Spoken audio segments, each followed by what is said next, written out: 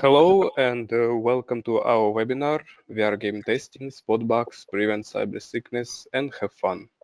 Thank you for taking time out and joining us today. Let's check the internet connection before we get started.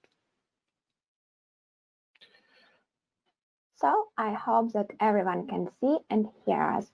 Please type a plus into the chat box in your control panel if everything is okay.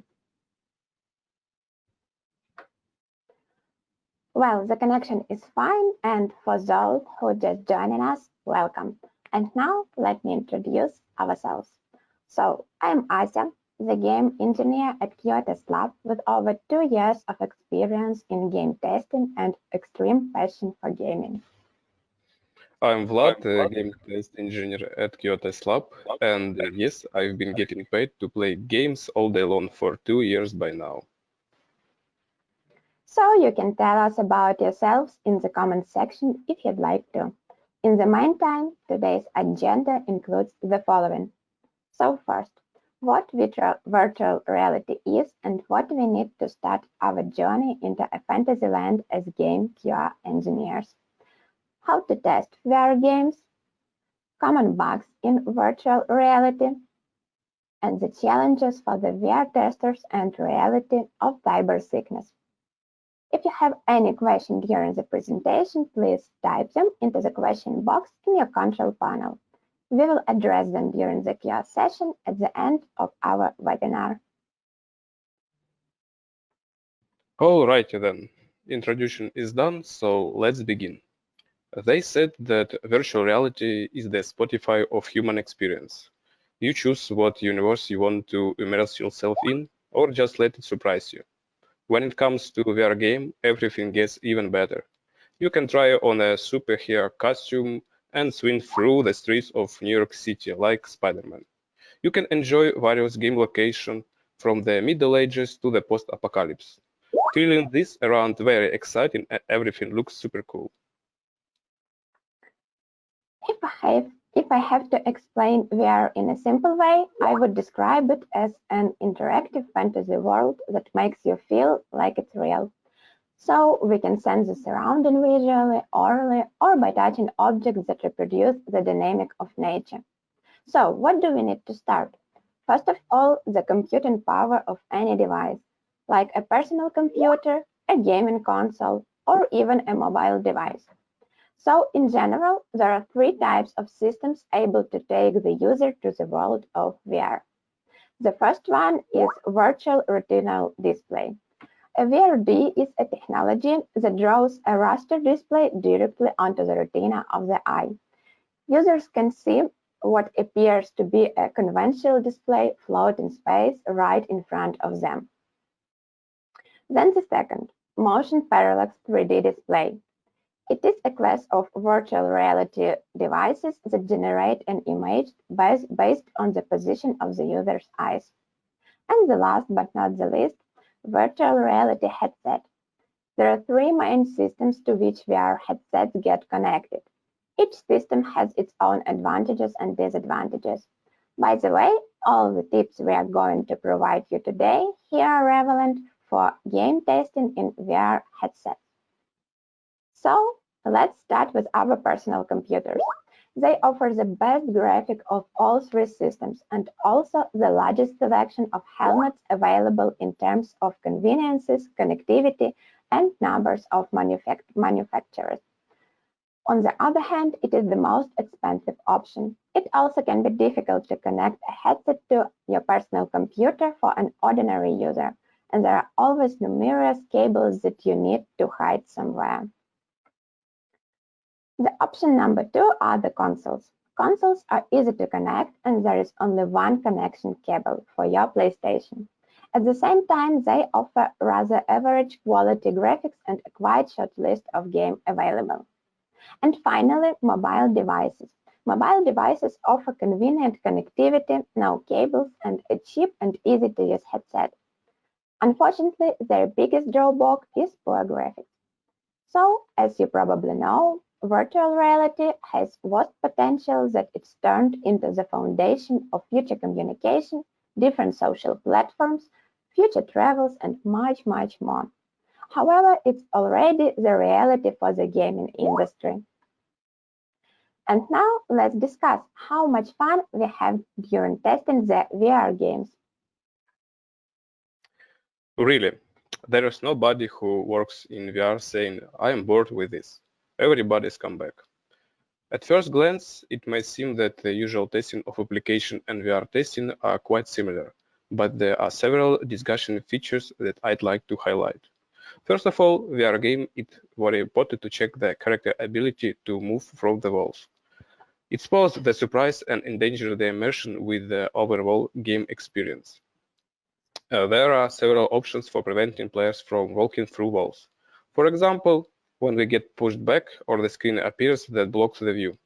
There also could be a collision, which is a combination of auditory, visual, and vibrotactile feedback. In simple words, your hands start shaking when you try to touch the wall. Bugs related to penetrable walls in VR games are countless. Let's take the horror game I've recently tested as an example. Collision there should be prevented me from walking through a locked door, but I usually overcame the barrier pushing my hands into it just a little harder. As a result, I unlocked the door from the other side, like Casper, or the guy on Reddit who got shot his head through a thick concept wall. Quite a disturbing experience, isn't it? Secondly, check the frame rate in the game. Low FPS rate can lead to an uncomfortable gaming experience. It is crucial for the game objects that are important for the plot. They can be easily get lost or put somewhere and then impossible to reach. In this case, there should be a backup system for returning item to the player or something like that occurs. Once I tried to get a box through iron rods, but it slipped, fell down, and disappeared. I think everyone agrees that it's super annoying. So the next point is that VR testing is more effective if it's done in pairs.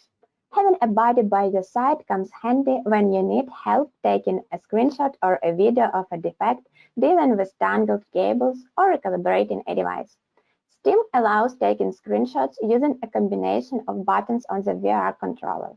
On Oculus, the combination is simple. Menu button plus trigger, but it doesn't always work. So the best option in this case is to ask a developer to pin a screen capture to one of the controller buttons.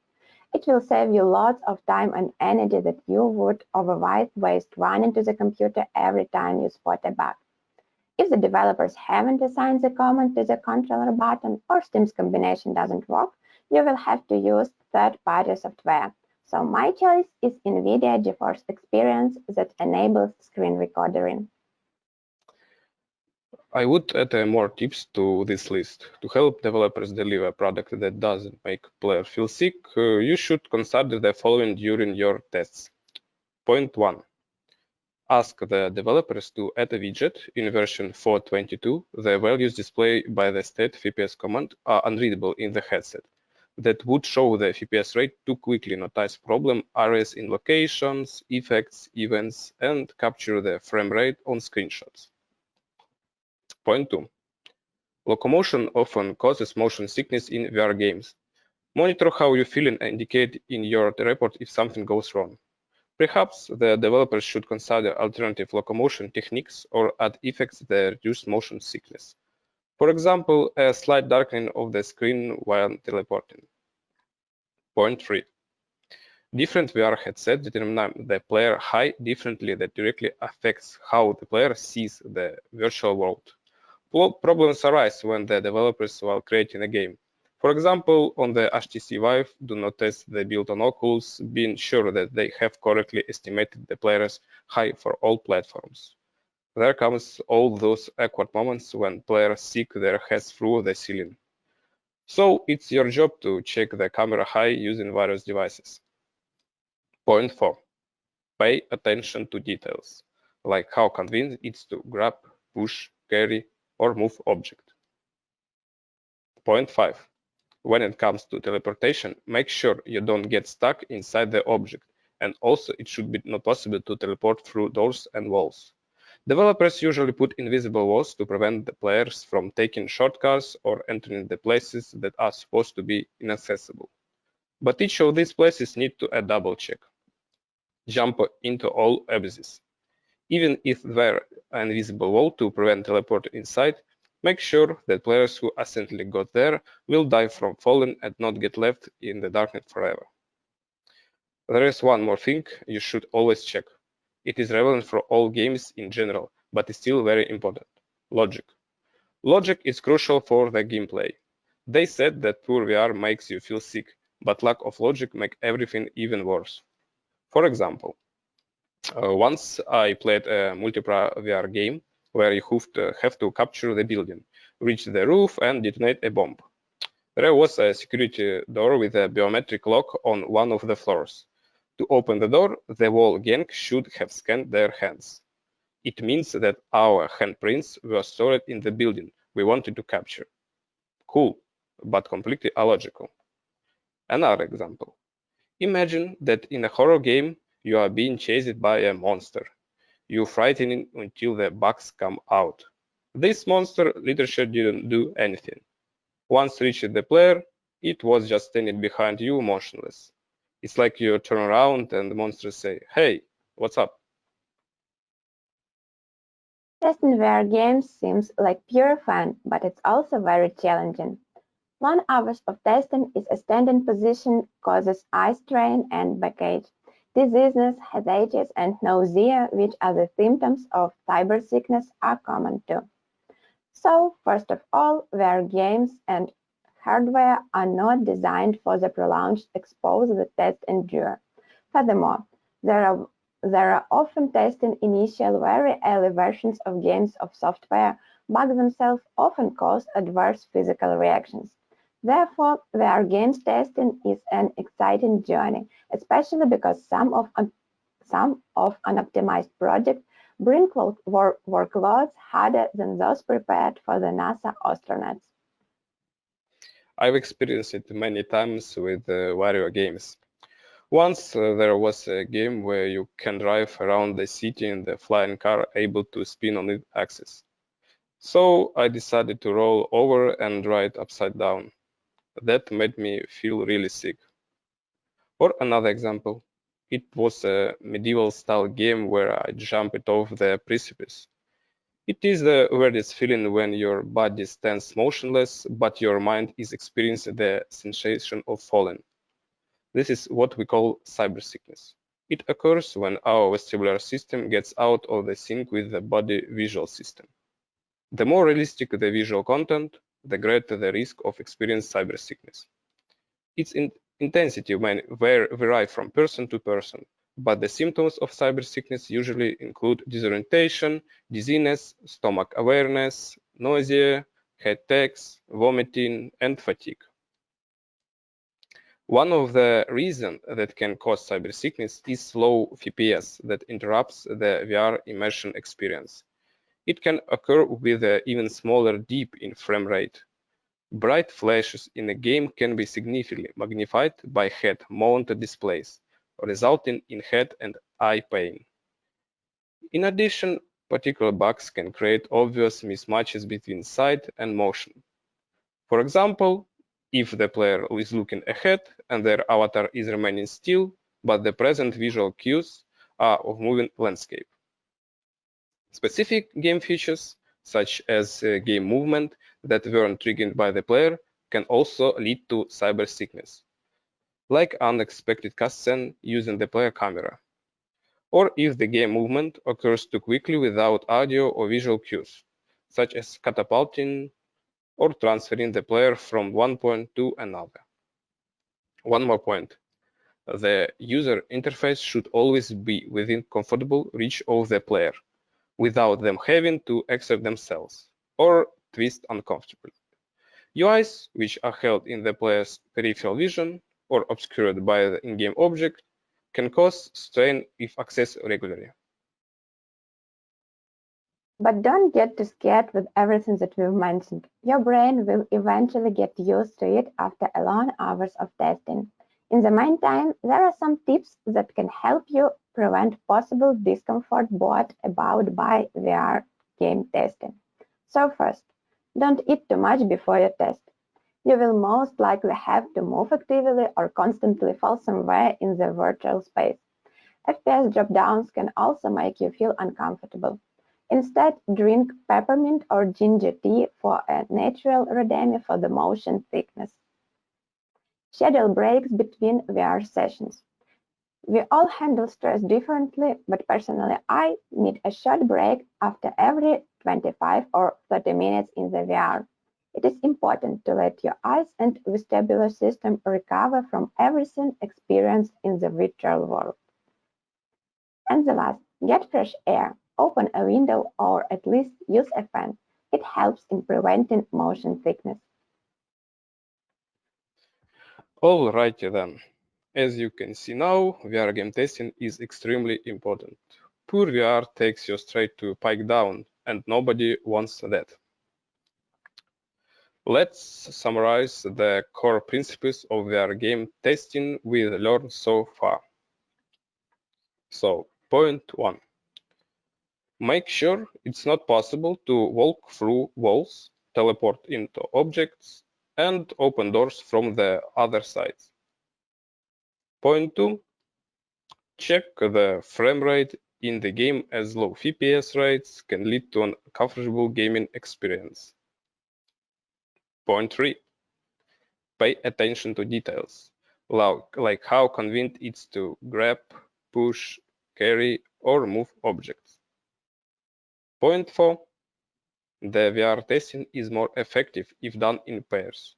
Having a buddy by your side comes handy when you need help taking a screenshot or a video defect, dealing with tangle cables, or recalibrating a device. Point 5. Try to prevent cybersickness. Don't eat too much before test.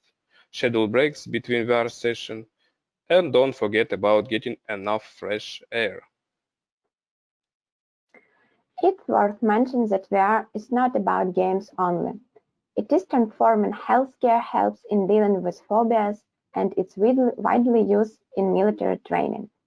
Healthcare providers have been among the earliest adopters of VR.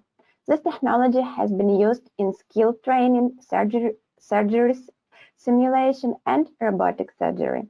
VR allows healthcare professionals to practice new skills and refresh existing ones in a safe environment without any risk for patients. Virtual reality tech could also provide a safe environment for the patients suffering from phobias to come in contact with the things they fear while remaining in a safe, controlled environment. For years, US military has been using VR simulators to train soldiers. Though the use of special platforms, troops are placed in-game like combat simulation where teams can practice working together and using tactical equipment in accurately replaced 3D environment. There are virtual reality film studios, virtual stadiums, museums, and even courtrooms. What I like the most is the idea of a VR application for meditation. It would be great if you could just transport yourself to a calm, relaxing beach after a long, stressful day at work, where all the troubles seem to melt away. Also, VR shopping sounds quite cool.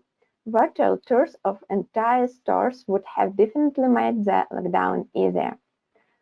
It's hard to imagine, but VR headsets and VR haptic gloves are being used to help grieving people connect with lost loved ones. It creates a realistic image of their relatives and the surrounding, while the ability to feel the touch through haptic gloves adds yet another layer to the VR. So we were covered all the points that we needed to present today.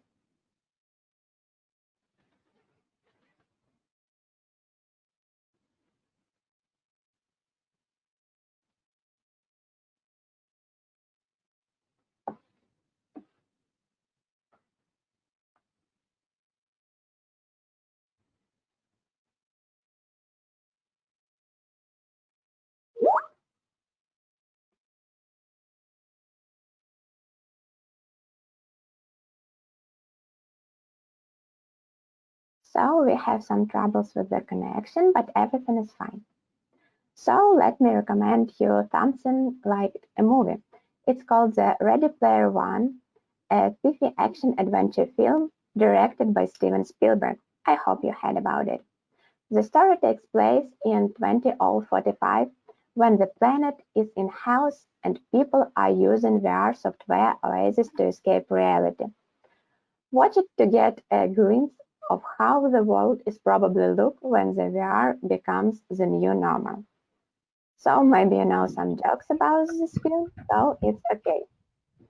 And at the beginning of the webinar, we were asking to ask questions about the virtual reality. So let's take a look to the question side.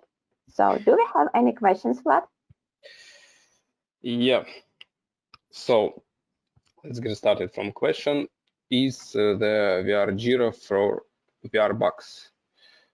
Yep, you could use not only Jira, you could use Asana, Mantis, even Bugzilla, or even if you want to using Google timesheets from Excel to report some VR bugs.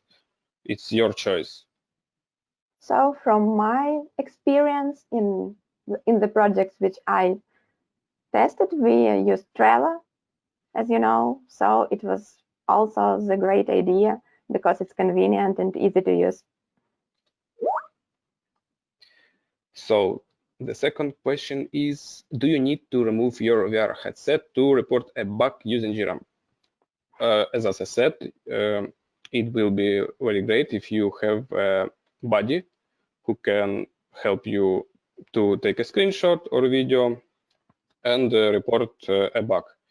On my own experience, it's you can use Oculus Rift. You can open a virtual desktop, and by using electronic keyboard, you can report bug. But it's very difficult because you on each button on keyboard you must click. So better if you remove your VR headset from head and report by yourself. So the next question is, what sets the testing of VR games apart from traditional game testing? It's different from mobile game testing because in VR we don't test the interrupts like calls, alarm, and somebody else. But on PC and VR are quite similar. You can go through test cases for checklists or even ad hoc. So for PC games, it's similar to VR, but for mobile, it's different. Okay, let me ask a question. How would you approach a VR game if you're staring from scratch? So you can begin. First of all, as any product, you can go from a documentation. You test the documentation, you read the mechanics of the game, and you can go on. Then you can use ad hoc testing technique or checking the visual of the game, like an interface or some objects, and then you can test the linear through in the game. I think. I want to add that you can add your own experience because you're the experienced one in the VR testing. So I think that your own experience is the best way which you can combine with different test cases and especially with ad hoc. So the next question. Have you ever had to stop playing a VR game because it was too scary? So let me be the beginner. So if we are talking about VR spooky games, I can say that yes, for me, it's a simple thing because I'm a girl and I'm afraid of different things which I can't touch and can see in my real life. So for me, it's really spooky and scary. And yes, it was such situations when I am not stop playing but stop testing because it was really a spooky thing for me. But I hope that your story maybe will be better than mine. So, for example, I played Half-Life Alyx. There are creatures named by headcrabs, and it little spooky when they jump on you from nowhere. Uh, do I remove my headset? No. It was very spooky. No, a little, because it's like a screamer in horror games. So maybe I'm not so spooky as you. Okay, let's read next question. What is the longest amount of time you have been testing VR games non-stop? The longest amount, it was like 6 hours. I start from 2 hours, then I take a break, then again 3 hours, then again break, and 1 hour at the end of the workday. Great, Something 6 like hours that. is it's really a big number. So if to talk about my experience, I think that the longest amount of time it's about maybe 1 hour or two, but I need I don't know breaks every 25 or 30 minutes. So it was like I don't know my own experience and my own goals in the VR testing. Okay. Next question is, are there any really successful projects apart from Alex? Yes, I can call three successful projects. It Beat Cyber, the musical game, Blade and Sorcery. It's like a medieval ages RPG, and Super Hot VR. It's shooter with time stop mechanic.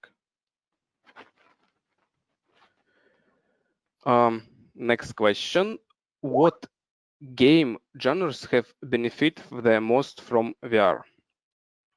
If we talk about these three games that I talk, it's action, shooter, and I think simulator like car driving. It's three main genres in the VR. And what can you tell about your, I don't know, maybe you like the most of this? I don't like car simulator. I Mhm. really enjoy the shooters because it's like you in film and shoot the bad guys or being a bad guy. Boys like boys. Yeah. So let me search for the questions. Why isn't VR very popular in Ukraine right now? So I think that it's really not very popular in our country right now, but in most of the cities we have something like quest rooms, and there we can search for VR quest rooms, and it's really cool experience when you can touch to something new. Also, as you know, in Ukraine there are some VR rooms with different historical parts of the cities, so we can search there. But the main reason I think it's very, I don't know, it's very expensive for boys and guys and girls, and it's really hard to buy something, and then you must search for the games on it, and you must, I don't know, you must love it. Maybe you True. will add something about your experience because as I know, you're a lucky owner of the What? VR, of the Uh, VR games and something like this. yeah, yeah, of course. I buy a VR set. It named Oculus Rift S, and Mhm. I really enjoyed it. I very, Popular very. among you and among your friends? Oh, what about friends? Is it popular there? Is it popular among your friends in your company, or it was your own choice? Yeah, when they come to me, they play in my VR games. That's all. But they don't have a VR headsets. Okay, next question is a VR headset worth buying? Of course, it's worth because, as I said, you can take a superhero costume and swing like a Spider-Man. You can take a sword or staff or axe and can pull out the heads from enemies. Use some sort of magic, fire, Frost, using something like a bow to hit the arrows in the enemies. So it's really worth buying. Так, next question. How long does it take to get used to cybersickness during the VR testing process? On my first experience in VR, I don't have any cybersickness. I feel great in VR headset, but then I tried to play a car simulator. It was motion sickness when I tried to turn around, like I said before, in a flying car. So car simulator, it's not for me, but other games not causes the cyber sickness of me. So if to talk about me, it wasn't like a cyber sickness, but as you see, I am an owner of glasses on my eyes. So as for me, it was really, I don't know, very hard to put on a helmet and to test something because I want to see the image, the correct image. And it was, I don't know, it was really very hard. But nothing like cyber sickness for my first time. And my first experience was a VR quest room, as I remember, and it was quite exciting. And that's all, but without cyber sickness. Okay. Next question is, what is the best VR game released so far? I think you already know this answer. It's Half-Life Alyx Yes. with its feature of a magnetic grab in hands. You can pull some objects like bullets, weapons, even objects like what you can throw from the enemies. So it's definitely Half-Life Alyx.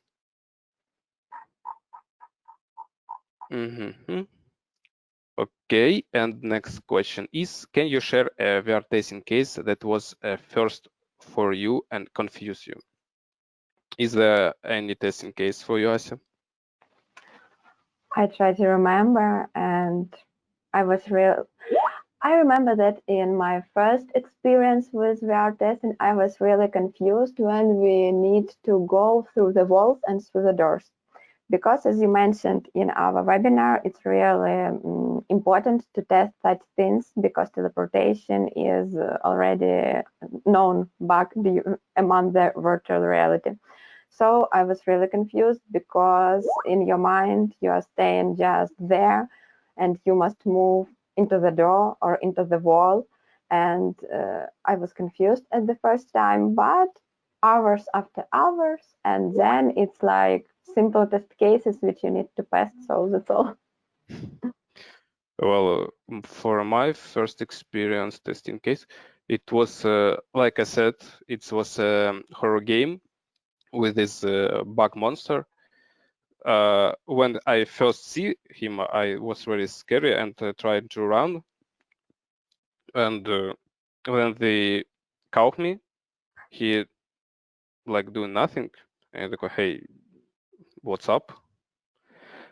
And the second I go to the second floor and go through the wall like Casper, I think, or David, the magician, David Copperfield. Yeah, Yep.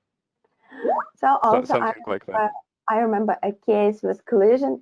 It was also really hard to understand how to test because you have something in your hand, and when you combine it, it's like a visual collision, and it's the first time it's hard to understand how to test and how to take the things and how to mix them in one. So it was really hard to understand, but only in your mind. When you pass these cases for 2 or 3 times, it's okay and you understand. Like all the test cases for all the apps that we test, I think nothing new. Yeah, it's true. Yeah.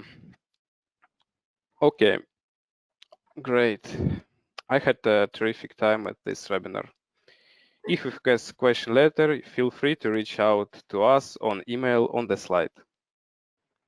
From therefore, this concludes our webinar. Have a great day, everyone, and thank you, Asya, for your presentation and expertise. So have a good day, everyone. Bye.